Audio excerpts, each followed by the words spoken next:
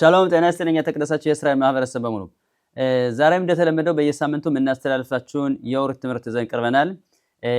በዛታችን ዛሬ አዲስ አርዕስት ይዘን ቀርበናል። ይሄ ኦሮት ሸባት ወይም ደግሞ የሰንበት ብርሃን የሚል ይሆናል። በዛታችን ይሄ ኦሮት ሸባት የሚለው ትምህርት በዛታችን ለመተንተንና ለመዘርዘር የምንሞክረው በዚህ ትምህርት ስለ ሸባት ነው። ሸባት እንግዲህ በጣም ብዙ አርዕስት አለው። በጣም ብዙ እና ሰፊ የሆነ ትምህርት አለው።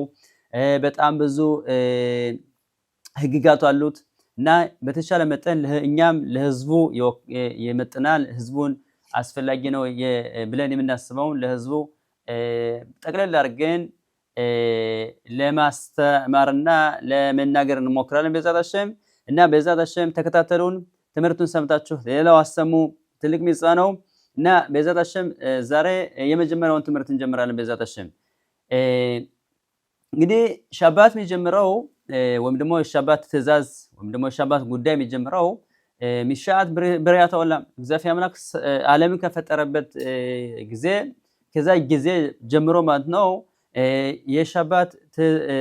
የሸባት ጉዳይ የሚጠቀሰው የሚነገረው ማለት ነው። ከወረታችን እንግዲህ ከወረታችን በኦሪት ዘፍጥረት ምዕራፍ 2 ከቁጥር 1 ጀምሮ ያው እንግዲህ ስለ ሸባት ይተቀሳል ተጠቅሶ እናያለን እና ከዛም በኋላ እንግዲህ በጣም በብዙ ጊዜ ኦሪታችን ደጋግማ መልሳ ተመለሳ ዙራ ብዙ ጊዜ ስለ ሸባት ትጠቅሳለች፣ ስለ ሸባት ታስጠነቅቃለች፣ ስለ ሸባት ህዝበ እስራኤል ታዛለች እና በጣም በብዙ ጊዜ ኦሪታችን በጣም በብዙ ቦታ ተጽፏል እና በተቻለ መጠን እነዚህንም ቀስ በቀስ እያልን የምናይ ይሆናል መዛታችን እና ዛሬ ማየት እንፈልገው ዋናውና የመጀመሪያውን ከኦሪት ዘፍጥረት ምዕራፍ 2 ከቁጥር 1 ጀምሮ የተጠቀሰውን ከዛ ትንሽ የሊቃውንቶችንም የኦሪቱን ጥቅስ በሊቃውንቶች ትርጉምና ትንታኔ መሰረት ለመነጋገር እንሞክራለን በዛታችን። እንግዲህ በኦሪት ዘፍጥረት ምዕራፍ 2 ከቁጥር 1 እንደሚለው ויחולו השמיים והארץ וכל צבאם ויחל אלוהים ביום השביעי מלאכתו אשר עשה וישבות ביום השביעי מכל מלאכתו אשר עשה ויברך אלוהים את יום השביעי ויקדש אותו כי בו שבת מכל מלאכתו אשר ברא אלוהים לעשות። እንግዲህ ቀላሉ ትርጉም ስንተረጉመው ምን ይላል? ויחולו השמיים והארץ וכל צבאם በይኹሉ ማለት ስንጠቀስ በይኻል ወይም በይኹሉ በአማርኛ ሲተረጎም መፈጸም ይሆን ይመስላል ወይ መፈጸም መጨረስ ወይ መደምደም ይሆናል እና በይኹሉ አሸማይም በሃረስ በኹል ጽባም ማለትም የሰማይና ምድር እንዲሁም ደግሞ ሰራዊቶች ሁሉ ተፈጸሙ የሚል በአማርኛ መተርጎም ይቻላል እና በይኹሉ አሸማይም ሸማይ ማለት ሰማይ ከሰማይ ያለው በሙሉ የሰማይ ስራ ሁሉ እግዚአብሔር አምላክ ሰማይን ሰርቶ ሰማይን ሁሉ ሰርቶ ጨረሰ ፈጸመ። እንዲሁም ደግሞ በሃረጽ ምድርን ሁሉ እግዚአብሔር አምላክ ሰርቶ ጨረሰ። በኹል ጽባም ማለት ነው ሰማይና የሰማይ ሰራዊት ጽባ ማለት ሰራዊት ማለት ነው። እንግዲህ የሰማይ ሰራዊት ማለት ነው ብዙ ጊዜ በዚህም ትምህርት ላይ የተነጋገርን ይሆናል ተነጋገርን ነበር። ነገር ግን ጽባ ሸማይ ማለት ነው ከሰማይ የሰማይ ሰራዊት ማለት ነው። የሰማይ ሰራዊት ማለት ነው በጣም ብዙ ከሰማይ ያሉ በጣም ብዙ ፍጥረቶች አሉ። በጣም ብዙ እግዚአብሔር አምላክ የፈጠረው ፍጥረት አለ። እኛ የምናየው ለምሳሌ ከሰማይ የምናየው ፀሐይና ጨረቃ እናያለን፣ ከዋክብት እናያለን። ከዛም በጣም ብዙ ከሰማይ ውስጥ ያሉ ፍጥሮች አሉ። ግን መንፈሳዊ ፍጥሮች መላእክታን አለ። መላእክታን በጣም ብዙ አይነት መላእክታን አሉ። በጣም ብዙ አይነት ፍጥሮች አሉ። ከዛም ንሻሞት አሉ። የሰው ነፍስ አለ። በጣም ብዙ ነፍሶች አሉ። የእንስሳት ነፍስ አለ። በጣም ብዙ ነገር አለ ከሰማይ። ይሄ የሰማይ ሰራዊት ይባላል። እንዲሁም ደግሞ ጽባ ሃአረጽ ወይም ደግሞ የምድር ሰራዊት ማለት ነው ከሰማይ ከምድር ያለው በሙሉ ማለትም ከምድር ያለው በሙሉ ይሄ በሙሉ የምድር ሰራዊት ይባላል። ማለትም ማለት ነው ማንኛውም ህይወት የሌለው ነገር ለምሳሌ ተራራው፣ ውሃው፣ ማንኛውም የተለያየ ነገር ያለው ድንጋዩ፣ አፈሩ በሙሉ እሳቱ በሙሉ እነዚህ ህይወት የሌለው ነገር አንደኛው ሲሆን ሁለተኛው ደግሞ ጾሚያህ ማለትም ማንኛውም እጽዋት ወይም ደግሞ ዛፍ ማንኛውም የሚበቅል ነገር በሙሉ ሁለተኛው ሲሆን ሶስተኛው ደግሞ ማንኛውም ህይወት ያለው ነገር ማንኛውም ተንቀሳቃሽ የሆነ ነገር ከን ማለትም የቤት እንስሳትን ጨምሮ የዱር አራዊትን አዋፍትን በሙሉ ይጠቅሳል። ህይወት ያለው በሙሉ ይሆናል። አራተኛው ሰው ነው። ግን አራተኛው ሰው በሙሉ የምድር ሰራዊት ይባላሉ። እነዚህ አራቱ ደረጃዎች የምድር ሰራዊት ይባላሉ ማለት ነው። እና እንግዲህ በይኹላ ሰማይ ባለስ ኸል ጽባም ስንል እግዚአብሔር አምላክ ሰማይና የሰማይ ሰራዊት እንዲሁ ደግሞ ምድርና የምድር ሰራዊት በሙሉ ከን ፈጥሮ ጨረሰ ማለት ነው። ግን በይኻል ኤሎሂም በየመሽቢህ መላእክቱ አሽራሳ በይኻል ማለትም አምላክም በሰባተኛው ቀን ማንኛውም ስራውን ሁሉ ሰርቶ ጨረሰ ማለት ነው። ጨረሰ የሰራውን ስራ በሙሉ የሰራውን ስራ ማለትም በስድስት ቀን የሰራውን ስራ በስድስት ቀን እንግዲህ ፈጥሯል። ሁሉም ፈጥሮ ስድስት ቀን የመጀመሪያው ቀን፣ ሁለተኛው ቀን፣ ሶስተኛው ቀን፣ አራተኛው ቀን፣ አምስተኛው፣ ስድስተኛው ቀን በስድስት ቀን ሁሉን ስራ ሰርቶ ፈጽሟል። ግን እና በሰባተኛው ቀን ሁሉ ነገር በሰባተኛው ቀን ግን ሁሉ እንግዲህ ሰባተኛው ሲመጣ ማለት ነው ሁሉም ነገር ተፈጽሞ ነበር። ማይሽቦት በየመሽቢ ቢኮል መላእክቱ አሽራሰ በሰባተኛው ቀን እግዚአብሔር አምላክ ከሰራው ስራ ሁሉ አረፈ። ወይም ደግሞ መሽቦት ማለት አረፈ ማለት ነው። በየመሽቢ በሰባተኛው ቀን ቢኮል መላእክቱ አሽራሰ ከሰራው ስራ ሁሉ ቀን አረፈ።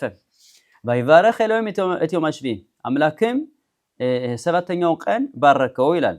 ባይካደሽ ወቶም ግን ቀደሰውም ኪቦ ሸባት ሚኮል መላእክቱ አሸር ባራ ኤሎሂም ላሱት ምክንያቱም እግዚአብሔር አምላክ ከሰራው ስራ ሁሉ ስላረፈበት ከተፈጠረው ፍጥረት ሁሉ ስላረፈበት ስለዚህ እግዚአብሔር አምላክ ባረከውም ቀደሰውም ይላል። እንግዲህ ቀላሉ ትርጉም ነው። በቀላሉ ትርጉም ስናየው ለመተንተን ስንሞክር ማለት ነው እግዚአብሔር አምላክ ያው እንግዲህ ስድስት ቀን ሁሉን ስራ ሰራ። ሁሉን የሰራውን ስራ ሁሉ በስድስት ቀን ሰራ ፈጸመ። ከዛም በኋላ በሰባተኛው ቀን አረፈ ማለት ነው። በሰባተኛው ቀን ምንም ነገር አልሰራም ማለት ነው። እና ስለዚህ እግዚአብሔር አምላክ በሰባተኛው ቀን ስላረፈ እና ሁሉን ነገር ሰርቶ ስለፈጸመበት በዚህ ቀን ሰባተኛው ቀን ባረከው ቀደሰውም ይላል ማለት ነው። እና ይሄ አንደኛው ትርጉም ነው፣ ቀላሉ ትርጉም ነው። እና እግዚአብሔር ይሄ ምሳሌ አድርገን መስጠት የምንችለው ለምሳሌ አንድ ሰው ቤት ለመስራት ፈልገን ማለት እና ቤት ሰራን በል ቤት ለመስራት እንግዲህ በጣም ብዙ ነገር አለው። ግን መጀመሪያ ቦታ ያስፈልገዋል። ቦታ ታለ በኋላ ከዛም በኋላ የሆነ ቴክኖን ማድረግ ያስፈልገዋል። በደንብ አድርጎ በስርዓቱ እንዴት ቤቱ እንደሚቆም ሁሉ ነገር አድርጎ ቴክኖን ማድረግ ያስፈልጋል። ከዛም በኋላ ቤቱን ለመስራት በጣም ብዙ ነገር ያስፈልጋል። እንጨት ያስፈልገው ይችላል፣ የተለያየ ድንጋይ ያስፈልገው ይችላል። በጣም ብዙ ነገር አለ። ሰራተኛ ያስፈልጋል፣ ሁሉም ነገር አለ። ከዛም በኋላ ሁሉ ከሆነ በኋላ ሁሉ ተሰራ ተፈጸመ በኋላ እንግዲህ የዛን ጊዜ ምን አለ? ደስታ አለ። ያ ሰውዬ የፈለገውን ነገር ስለፈጸመ የፈለገውን ነገር መስራት ያን ቤት መስራት በጣም አስበው ስለነበረ ያን ሰርቶ ስለጨረሰ የዛን ጊዜ ስለፈጸመ ቤቱን ስለጨረሰ ማለት ነው። የዛን ጊዜ ደስታ አለ። እና ይህ ደስታ ለምሳሌ በዕብራይስጥ ኻኑካት ባይት ይባላል። ቤቱን አዲስ ቤት ሲገዛ ወይም በይካር ዋናው ነገር አዲስ ቤት ሲሰራ ተሰርቶ ሲፈጸም የቤት ምርቃን ይባላል። እና ስለዚህ ልክ እንደዚህ ማለት ነው የሽ ደስታ አለ። መጨረሻ ላይ እንግዲህ ቤቱን ሰርቶ ተጨረሰ በኋላ ደስታ አለ። ልክ እንደዚህም ነው እግዚአብሔር አምላክ ሰማይና ምድርን ሰራ፣ ሁሉን ዓለም ሁሉ ፈጠረ። ከዛም በኋላ በሰባተኛው ቀን ያን ዓለምን ስለፈጠረና ያፈለገው ነገር ስለሆነ እንደመደሰት ነገር አለ። ስለዚህ ነው ባረከው ባይቀደሰው ደግሞ ባረከው ቀደሰው የሚለው ማለት ነው። እንግዲህ ይህ ቀለል ያለው ነገር ነው እና በጣም ብዙ ትርጉሞች አሉ ለዚህ። በጣም ጥልቅ ነገር ነው። ነገር ግን በተቻለ መጠን እኛ በጣም ሊቃውንቶች በጣም ብዙ የሚያመጡት ትርጓሜ ያለ ትንታኔ ያለ በተቻለ መጠን እኛ 1 3 4ቱን መርጠን ለመናገር እንሞክራለን። መዘታችን እንግዲህ በሁሉ ሰማይ በአርጽ በኹል ጽባም የሚለውን በሁሉ የሚለውን ቃል ረቢ ኻይም ቤናተር ወይም ደግሞ ኦራ ኻይም አካዶሽ የሚባለው ታላቅ ሊቅ ሲተረጉመው በሌላ ትርጉም ይሰጠዋል። በሁሉ ማለት የሚለው ማለት ነው ባይኹሉ ቅድም እንዳልነው አንደኛው ምንድነው መፈጸም ማለት ነው ባይኻል ወይም ባይኹሉ የሚለው መፈጸም የሚለው ደግሞ መጨረስ የሚለውን ትርጉም ይሰጣል አማል ባይኹሉ የሚለው ትርጉም ሌላ ነገር ማለት ነው ግን በዕብራይስጥ የሽ ሊኽሎት ማለት ሊኽሎት ማለት በጣም መናፈቅ ማለት ነው ወይም ደግሞ በጣም በዕብራይስጥ ሊሽቶኬክ ማለት ነው በጣም መፈለግ ማለት ነው ማለት በጣም መናፈቅ ወይም ደግሞ በጣም መጓጓት ይሆናል ግን ና ባይኹሉ አሸማይ ባርጽ ሆል ጽባም የሚለው ነገር ሲተረጎመው ረቢ ኻይም በነታር ማለትም እግዚአብሔር አምላክ ሰማይና ምድርን ከፈጠረ በኋላ ሁሉ ነገር ተፈጸመ በኋላ ሰማይና ምድር በጣም ይፈልጉት ነገር ነበር ግን በጣም አያላይ የሚሽቶክኩት ሞድ ግዶላ ምን ማለት ነው የሆነ አንድ ሰው እንግዲህ ናፍቆት የሚገባው ደግሞ የሆነ ጉጉት የሚሆንበት ለምንድን ነው ምክንያቱም የሆነ የጎደለው ነገር አለ ግን ለምሳሌ አንድ ሰው አንድ እናት በጣም ልጇን ትናፍቃለች ስንል ልጇ ከሷ ሩቋል ማለት ነው ደግሞ ልክ እንደዚህ ግን አንድ ሰው አባትና እናቱን ናፈቀ ሲባል ምንድነው እሱ ከእናትና ከአባቱ የራቀ ነው ስለዚህ ናፍቆት አለው ወይ ደግሞ መጓጓት አለ ይሄም ነው ስለዚህም ነው እዚህ ረቢ ኻይም በነታር የሚለው ሲተረጉመው ባይኹሉ አሸማይ ባርጽ በኹል ጽባም የሚለው ምንድነው እግዚአብሔር አምላክ ሰማይና ምድር ከፈጠረ በኋላ ሁሉን የሰማይ ሰራዊትና የምድር ሰራዊት ከፈጠረ በኋላ ከዛም በኋላ ምን ነበር በጣም ይሽቶክኩት ነበር በጣም መናፈቅ ነበር ማለት ሰማይና ምድር ያጠራቸው ነገር ነበር የጎደላቸው ነገር ነበር የሚናፍቁት ነገር ነበር እና ስለዚህም ይላል ስለዚህም ከዛም በኋላ ባይኻል ኤሎሂም ባይመሽቪ መላእክቱ አሽራሳን በሰባተኛው ቀን እግዚአብሔር አምላክ ከሰራውን ስራ ሁሉ ስለፈጸመ ስለዚህ ባይሽቦት ባይመሽቪ የኮል መላእክቱ አሽራሳን ከዛም በኋላ እግዚአብሔር አምላክ ምን አረገ ሻባትን አረገ ይላል ግን ማለት ነው ሻባትን አረገ ባይሽቦት ማለት እግዚአብሔር አምላክ ራሱ ምን አረገ አረፈ ወይም ደግሞ ሻባትን አረገ ይላል ማለት ነው ማለት ባይሽቦት ሻባትን ሰራ እንደማለት ነው ባይሽቦት ባይመሽቪ የኮል መላእክቱ አሽራሳ ለሰራው ስራ ሁሉ ምን አረገ ሻባትን አረገ ስለዚህም ሻባትን ስላረገ ሻባት ምን አረገው ባይባረክ ኤሎሂም ተመሽቪ ባይቀድሸውቶ ግን ሰባተኛው ቀን ባረከው ቀደሰውም ኪቦ ሻባት የኮል መላእክቱ አሸር ባራ ኤሎሂም ላሶት እግዚአብሔር አምላክ ሻባትን ስላረገ ለሁሉም ለፈጠረው ስራ ሁሉ ሻባትን ስለፈጠረ ስለዚህ ባረከውም ቀደሰውም የሚለውን ትርጉም ባጭሩ ይሰጣል ነገሩ በጣም ጥልቅ ነው እዛው በመቀጠል ረቢ ኻይም በነታር ከዛም ከሱ በፊት የነበረው አልሼኽ አካዶሽ የሚባሉት ታላላቅ ሊቃውንቶች በጣም ጥልቅ ትርጓሜ ይሰጡታል ወይም ትንታኔ ይሰጡታል እነሱ የሚያስረዱት ምንድን መሰላችሁ ምንድነው የሚሉት ተመልከቱ በዚህ ዓለም እግዚአብሔር አምላክ እንደምናየው ህይወት ሲባል ሁለት ነገር አለ ወይም ደግሞ ምን አለ ለምሳሌ ሰው እንውሰድ ወይም ደግሞ እንስሳት እንውሰድ ሰውን ስንወስድ ማለት ነው አንደኛው በውጫዊ ኃይል አለ ውጫዊ አካል አለ ማለትም የሽ ኹምሪዩት የሽ ሩኻኒዩት ግን ማንኛውም ሰው የምታዩት ምንድነው ሰውነቱን ነው ግን ወይም ደግሞ አካሉን ነው የምታዩት አካሉ ምንድነው የሚታየው አካል ምንድነው ይህ ስጋዊ አካሉ ነው ደግሞ በዕብራይስጥ ኹምሪ ይባላል ግን ስጋዊ አካል ነው ግን መንፈስ አይታይም ነፍሱን አታዩትም እና ስለዚህ እግዚአብሔር አምላክም ስለዚህ ማለት ነው ስለዚህ ስለሰው እንጨርስ እና ሰው ማለት ነው አካል አለው ውጫዊ አካል አለው ውስጡ ደግሞ ነፍስ አለው እና ግን ዋናው ሰው የሚሆነው እንደ ሰው ሆኖ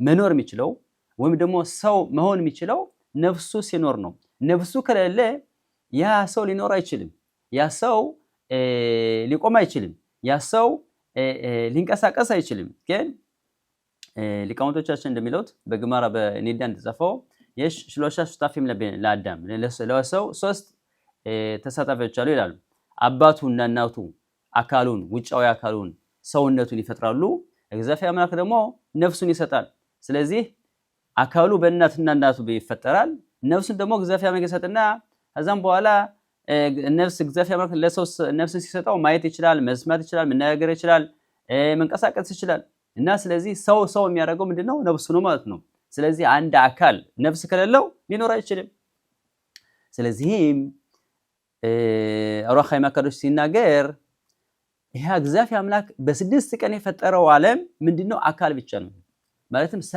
ሁሉን ዓለም ፈጥሯል።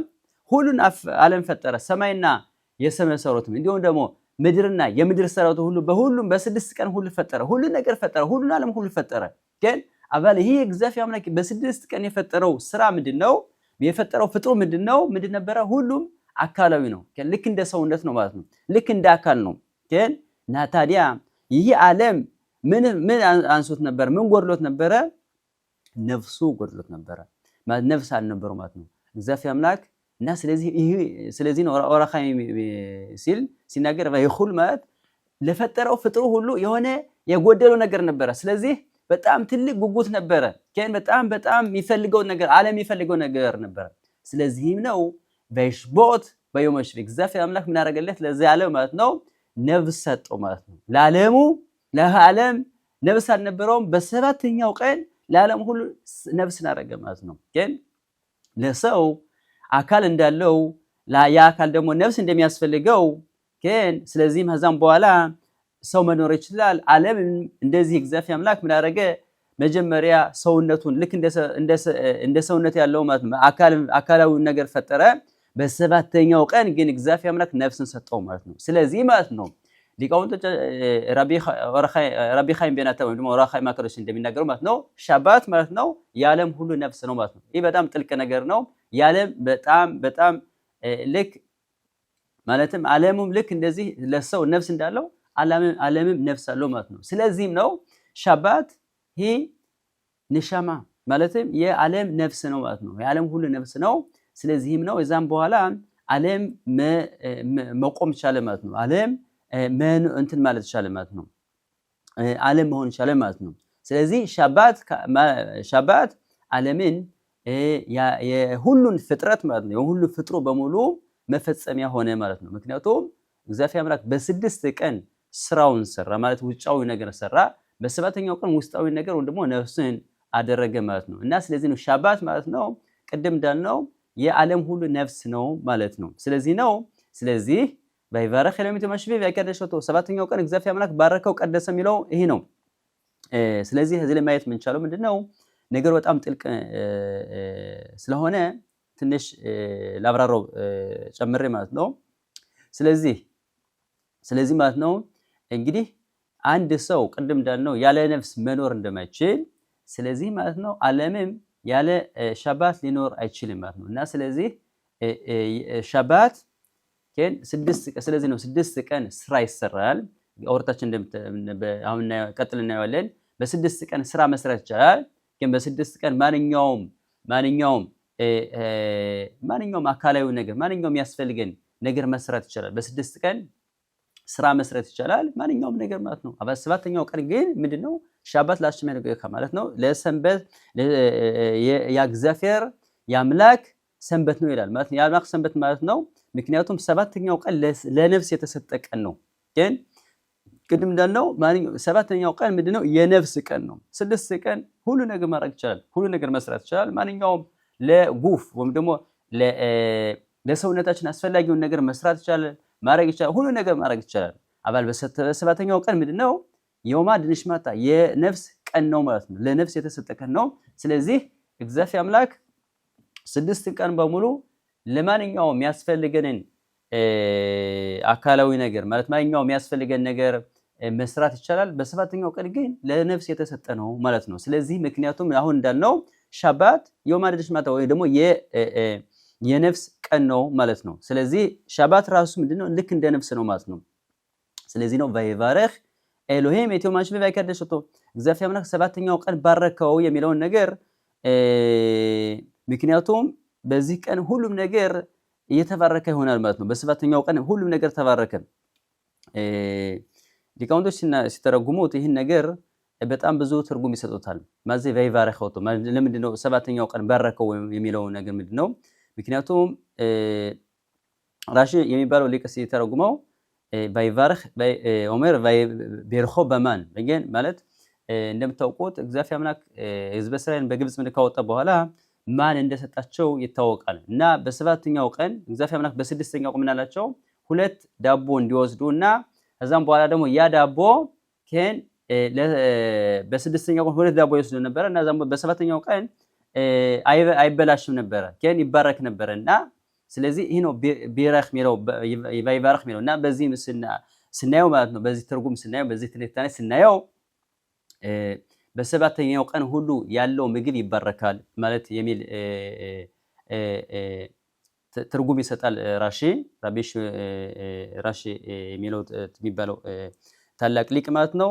ሌሎች ሊቃውንቶች ባይባረክ የሚለውን ነገር ሲተረጉሙት ኢብን ዕዝራ የሚባለው ታላቅ ሊቃውንት ምን ይላል? በሰባተኛው ቀን ምን ይሆናል? ሁሉም ነገር ይባረካል ማለትም ሰውነት ይባረካል። ለምሳሌ ሰውነቱ ይባረካል፣ ማንኛውም ነገር ይባረካል፣ የቤቱ ሁሉ ነገር ይባረካል፣ እንዲሁም ደግሞ ነፍስም ይባረካል። እንዴት ነው? ይሄን ሲያስረዳ ማለት ነው አንድ ሰው ለምሳሌ በሻባት በጣም ብዙ ምግብ ይበላል፣ በጣም ብዙ ይበላል። ያንስ ምግብ መብላት በጣም ብዙ በልቶ ሆዱ በጣም ይሞላል፣ በጣም በሚበላው ነገር ይደሰታል ማለት ነው። እና በሚበላው ነገር ይባረካል፣ ሁሉም ነገር ይባረካል።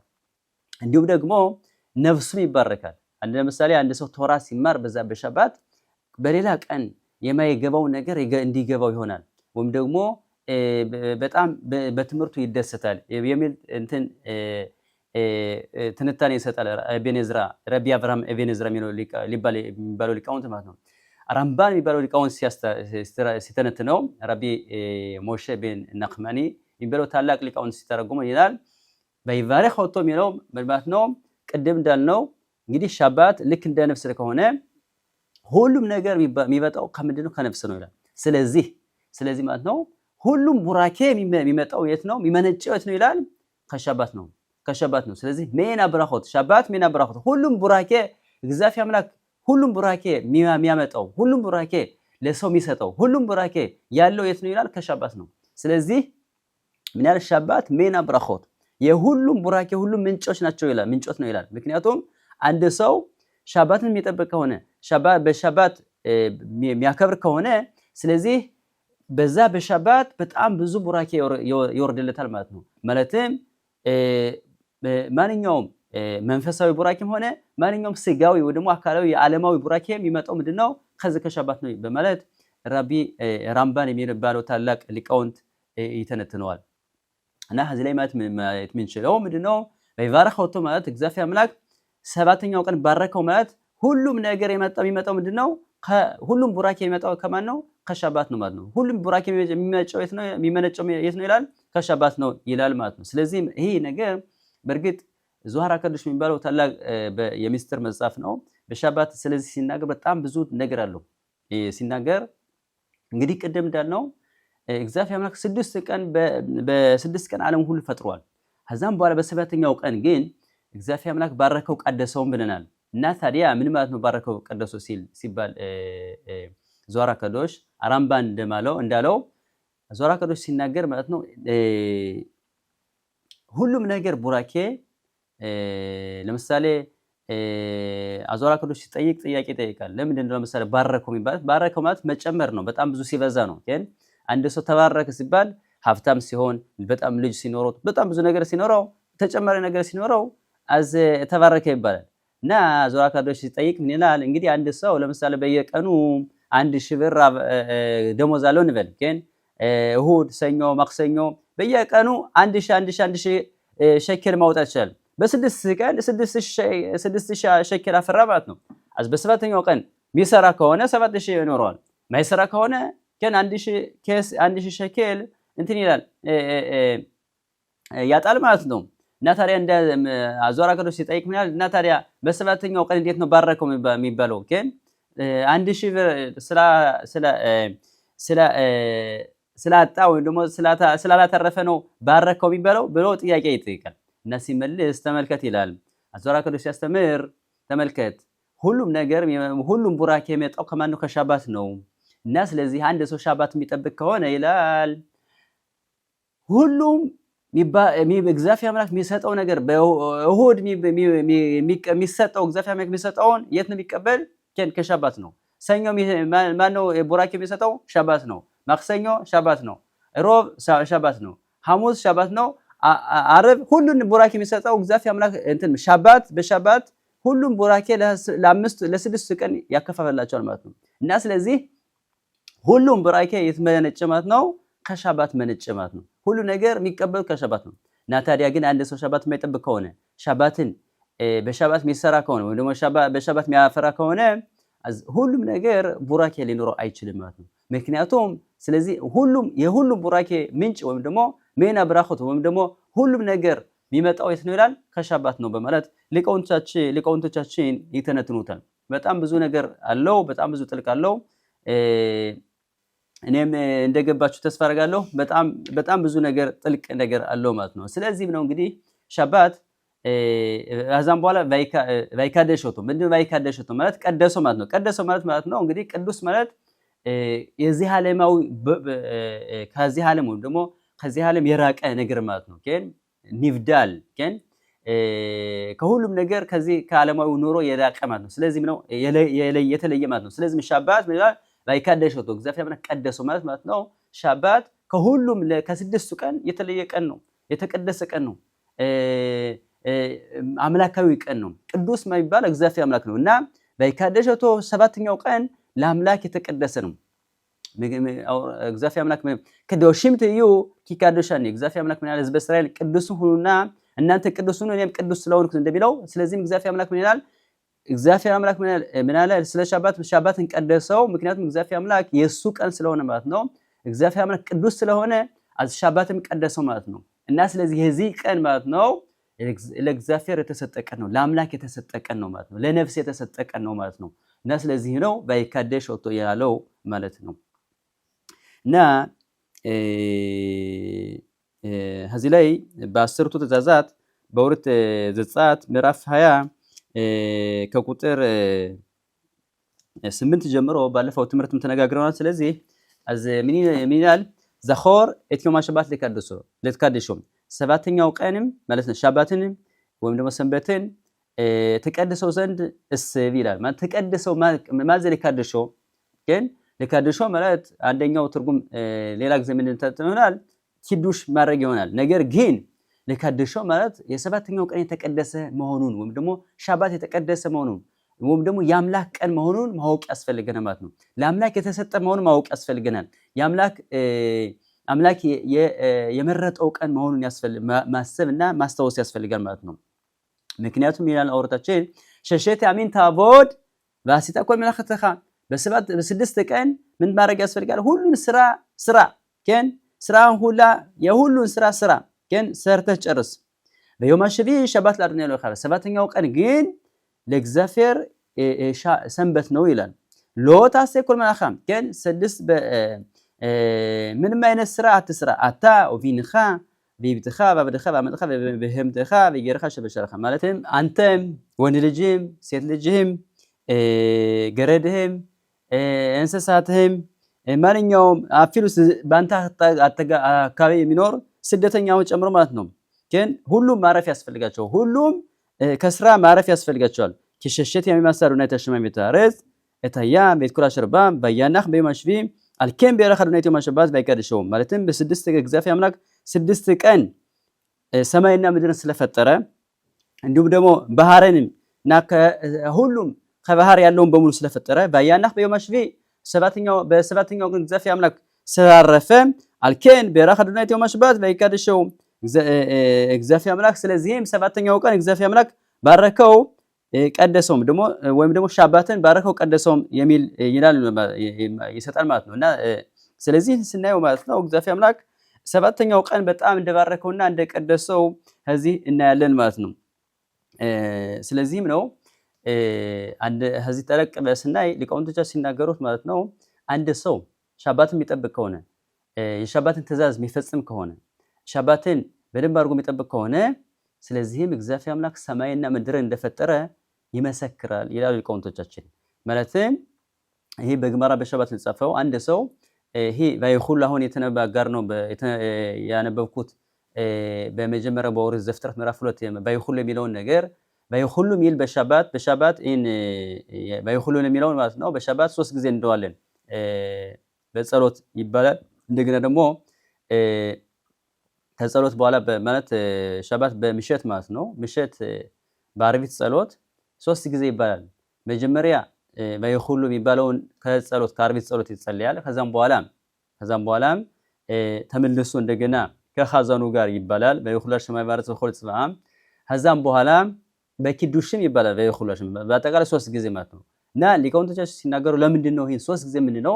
ምክንያቱም አንድ ሰው በይሁሉ ሲል በይሁሉ ብሎ የሚለውን ነገር ሲናገር አንድ ሰው እግዚአብሔር አምላክ ሰማይና ምድር እንደፈጠረ ይመሰክራል ማለት ነው። እና ስለዚህ ይሄ ብቻ ሳይሆን እግዚአብሔር አምላክ ሰማይና ምድር እንደፈጠረና ሁሉም ነገር በአምላክ ቁጥጥር እንደሆነ ያምናል ማለት ነው። ያሰው ያምናል ይመሰክራል ማለት ነው። እና ስለዚህ ነው ይሄን በይሁሉ የሚለውን 3 ጊዜ በሻባት ምንናገረው ማለት ነው። ባፋችን ሁሉ 3 ጊዜ ምንለው ማለት ነው። እና ስለዚህ ማንኛውም ይሁዲ ሻባትን ሲጠብቅ እግዚአብሔር አምላክ ሰማይና ምድር እንደፈጠረ ይመሰክራል ማለት ነው። ስለዚህ ነው አራምባም የሚባለው ታላቅ ሊቃውንት ሲናገር ሻባት በጣም ትልቅ ትእዛዝ መሆኑን ያሳያል ይናገራል። ምክንያቱም ይላል አራምባም ሲናገር አንድ ሰው ሻባትን ሲጠብቅ በሻባትን ትእዛዝ ሲፈጽም የሻባትን ትእዛዝ ሲከተል እግዚአብሔር አምላክ ሰማይና ምድር እንደፈጠረና አምላክ እንዳለ ያምናል ማለት ነው። ዋናው የእምነት ምንጭ ሻባት ነው ይላል አራምባም ሲያስተምር። ምክንያቱም ለምንድን ነው? ምክንያቱም ቅድም እንዳልነው አንድ ሰው ሻባት የሚጠብቅ ከሆነ በሻባት ሕግ የሚሄድ ከሆነ እግዚአብሔር አምላክ ሰማይና ምድር በ6 ቀን እንደፈጠረ እና በ7ኛው ቀን እንዳረፈ ይመሰክራል፣ ያውቃል፣ ይናገራል ማለት ነው። ነገር ግን በዚህ ማለት ነው አምላክን አመነ ማለት ነው። ወይ ደግሞ በአምላክ መኖርን አመነ፣ ወይ ደግሞ ዓለም የአምላክ እንደሆነ ጌታ እንዳለ አመነ ማለት ነው። አምላክ የእግዚአብሔር እንደሆነ አመነ፣ ዓለም የእግዚአብሔር እንደሆነ አመነ ማለት ነው። ነገር ግን አንድ ሰው ሻባት የሚጥስ ከሆነ ሻባት እንትን የማይል ከሆነ አይ ዓለም ራሱን የተፈጠረ ብሎ ሊያምን ይችላል፣ ያምናል ማለት ነው። እና አምላክ የለም የሚለውን ነገር ሊናገር ያምናል ማለት ነው። እና ነገሩ በጣም ጥልቅ ነው። እና ስለዚህ ሻባት የሚጥስ በጣም ትልቅ ቅጣት አለው። ነገር ግን ሻባት የሚጠብቅ ግን በጣም ብዙ ሽልማትና በጣም ብዙ ደሞዝ አለው። ምክንያቱም ሊቃውንቶቻችን እንደሚናገሩት ስለዚህም ነው አንድ ሰው ሻባትን ጠበቀ ማለት በብዙ ቦታ ተጽፏል፣ ሁሉን የወር ትእዛዝ እንደፈጸመ ይቆጠራል። ምክንያቱም አንድ ሰው ሻባትን ተጠበቀ ማለት አምላክ አለ፣ አምላክ ሁሉ ነገር ፈጥሯል፣ አምላክ ሁሉም በእሱ እጅ ነው፣ ሁሉም እግዚአብሔር አምላክ ገዢ ነው፣ የዓለም ሁሉ ገዢ እሱ ነው ብሎ ስለሚመሰክር ማለት ነው። ስለዚህ በጣም ሻባት የሚጠብቅ በጣም ትልቅ ደሞዝ አለው ማለት ነው። ከዚህ በተጨማሪ ሊቃውንቶቻችን በሚድራሽ እንደሚናገሩት የሽሎሻ መኢድም ዚያልዚ ይላሉ። ግን ሶስት እርስ በርሳቸው ይመሰክራሉ የሚል እንትን ሚድራሽ ያለ። ይሄ ምንድነው?